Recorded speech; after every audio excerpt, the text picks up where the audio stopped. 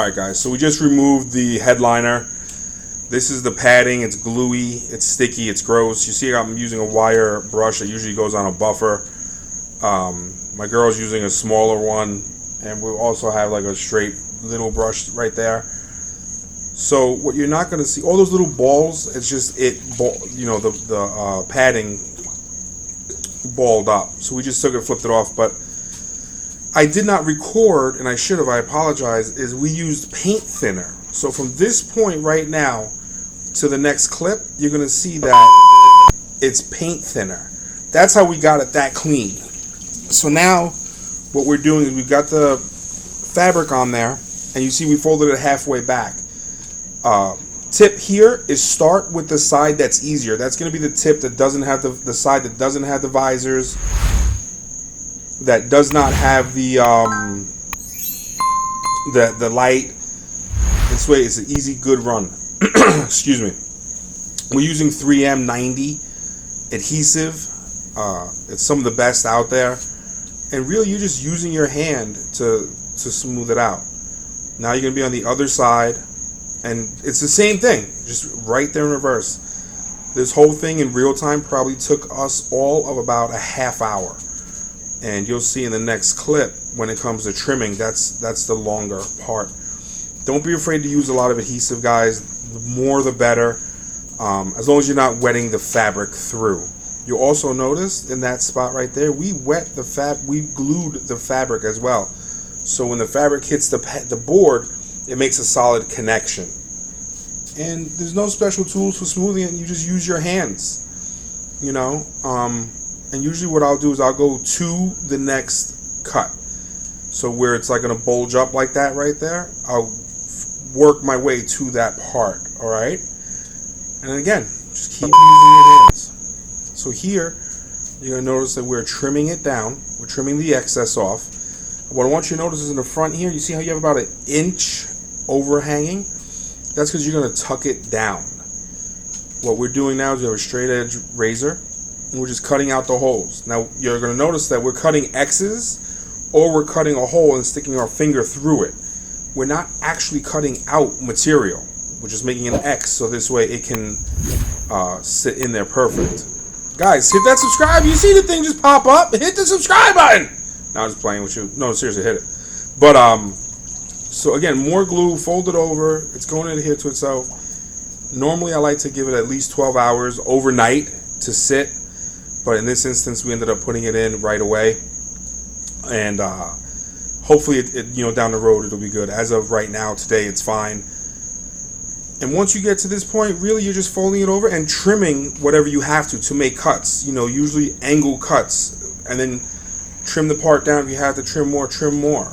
But the part that you see visibly from inside the vehicle is already done. That's really it, guys.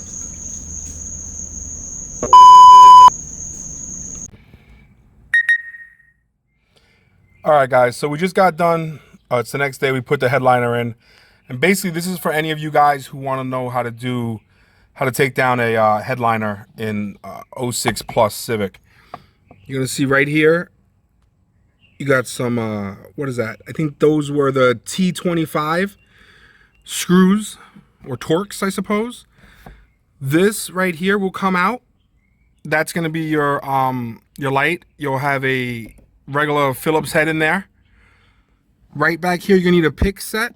So right there, that comes out, and these just pull right out. This pulls out. If you pull it out from the bottom first, it just clips. It'll pull out. This top one will be a little bit harder. Obviously, everything on one side you'll have on the other side. Going right up here, you have this one. This pops right out, and again, you'll have two Phillips, one here, one here. And then you do it there. Going into the back, you see the C-pillar in the back right here. That pops out, goes this way, and then this comes out as well, starting from the bottom up. And all these come out. All these holy shit handles, they all come out. But as you can see, it's a way better than what it was. Way better. So let me see if I can see. I don't know if you guys can see it, but It is way better than what we started with. There are some stains from dirty hands, but yeah, no, it is good. This thing is good. Anyways, guys, it's really that simple. This is just glue. It should come right off today. A little bit of scrubbing.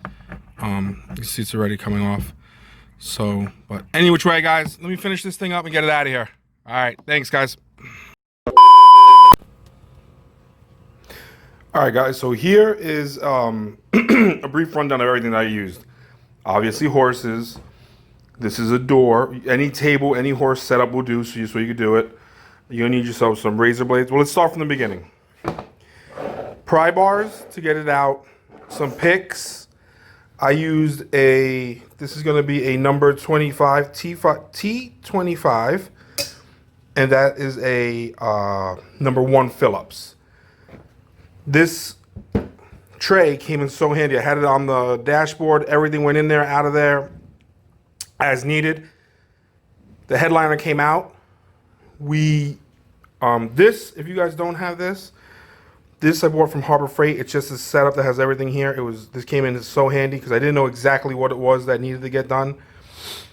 But it was nice because it was right there and it didn't take up a lot of space. Took out what I needed, put it in the dish, and went straight ahead. This just made it longer so I didn't have to keep my arms up too much. It has another one in there. I don't know where this one came from, to be honest with you. I found it probably in my toolbox. Some sort of, I mean, you could do it, the old-fashioned way. I just use this Milwaukee drill, this little baby drill. It's an M12, I think. Yeah, it's the M12, which is by the battery. And M18 would be the bigger one. When we were getting this glue off, right, it was a pain. You guys seen it. You guys seen it sped up. Come to find out, we had paint thinner in the house. So I took this paint thinner. I just put it into this spray bottle. You guys, I think she forgot to record that part, but basically what we did was we just sprayed it. We misted it all over it, a good amount.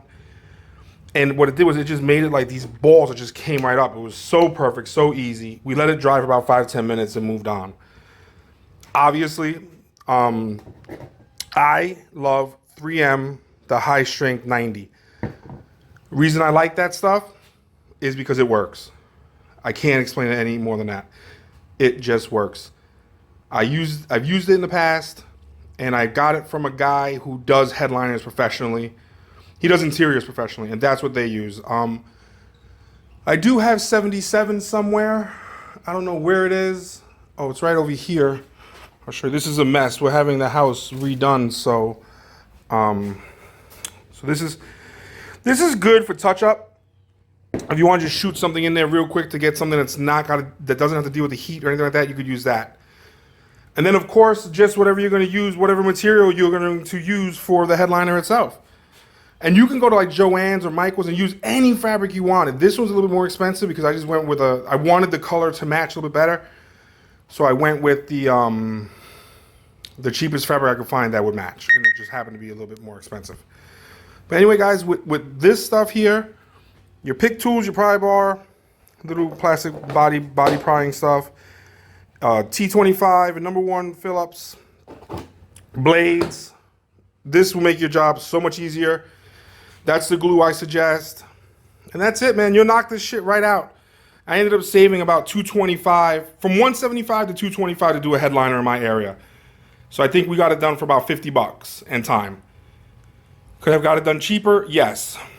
I might not have needed 2 cans. I could have probably got away with 1, but it's a lot easier when you're working with someone if they have their own can and I have my own can.